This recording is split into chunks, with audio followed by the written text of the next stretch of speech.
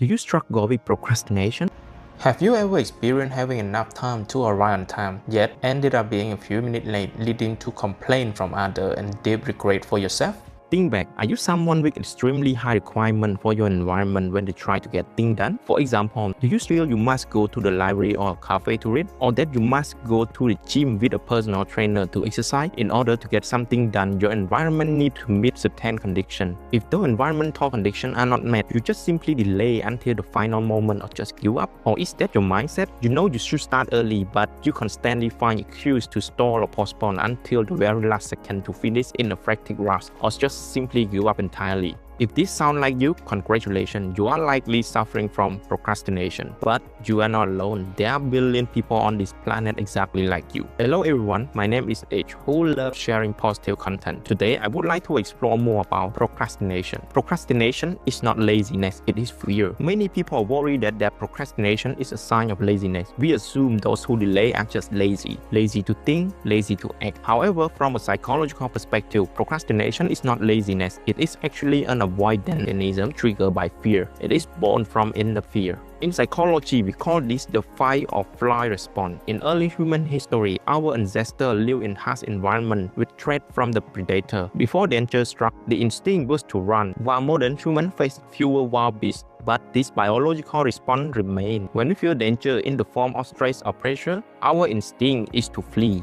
So actually, procrastination is essentially an escape behavior born from inner fear when we feel danger. Like when we face a daunting task, your brain can perceive that task as a danger, maybe to your self-esteem or well-being. This triggers an escape response, but at the same time, you also need to do the task. This will eventually result in the state of suspension between doing and not doing. You have not completely given up yet, but you won't start it immediately either. So you use procrastination to keep the task hanging in limbo. The sixth mindset, mental trap of procrastination. So to understand what causes us procrastinate, let's get to know the 6 specific thinking mindset that cause us to delay. Number 1. Perfectionism. Even if there is a tiny flaw, you still feel you have failed. You have such high standard that you are afraid to start because you might not reach them. The procrastinator, they would rather endure the pain of self-blame for not trying over the pain of trying their best and realizing that they are just average. So they just add up, choose to delay from time to time. Number 2. Fear of failure. The reason you procrastinate is actually a fear of failure. You are afraid that if you put in the effort and fail, it would be an absolute disaster. To avoid the potential feeling of failure, you delay the task indefinitely. This type of procrastination usually happens when dealing complex tasks, things you have never tried, or the challenge you have never faced before. You feel incredibly anxious, you are terrified that you won't do a good job, and you are deeply uncertain about whether you are even capable of handling them. To avoid facing potential failure, you simply delay the task indefinitely.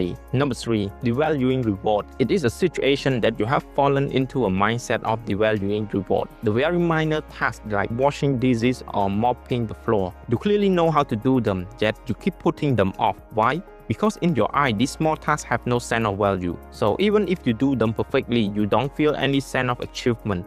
So you just stall them and keep delaying those tasks. Number 4. Fear of success. This sounds contradictory. After all, who does not want to succeed? Isn't success supposed to make us happier? But in reality, our human fear of success is no less intense than our fear of failure. For example, as you become more and more successful, people's expectation of you will skyrocket. If you can't consistently maintain that level of excellence, you will let everyone down.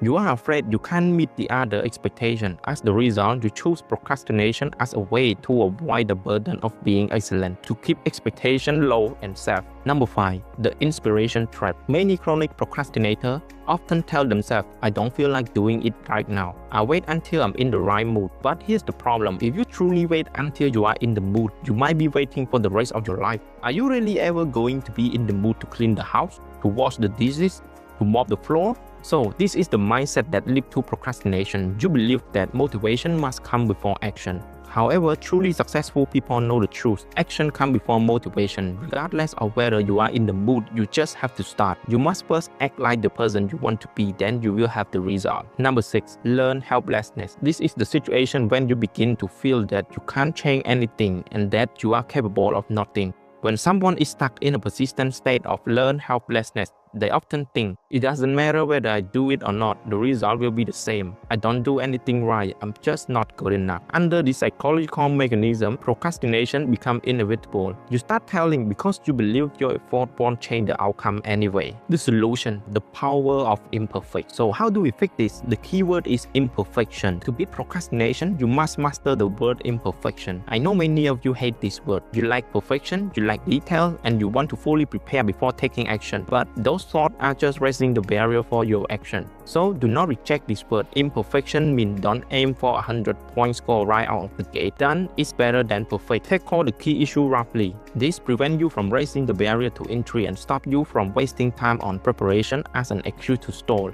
Aim for a 60% rough draft first. We can optimize it later. Push the whole project forward. Don't get stuck in the small detail. Reduce choice. Think back to the thing you have procrastinated on. Was it because you had too many choices? Were you terrified of choosing wrong? Most of us believe in think before you act, like we need to think more and compare more. For a procrastinator, this leads to planning without taking action. Don't fear making the wrong choice. The only truly wrong choice is not choosing at all. If you want to avoid every possible mistake, the only result is that you will do nothing. Give yourself permission to make mistakes. Most of the choice you are agonizing over won't actually determine the final success. You don't lack a perfect choice. You lack the courage to take an imperfect small step forward. Lower your standard to start. The core of imperfection is lowering your standard. Start by lowering your environmental standard. If the gym is closed, run on the street for 30 minutes. If you don't have 30 minutes, walk up 2 flights of stairs. Any action, no matter how small, is better than nothing. By achieving this small step, you accumulate successful experience.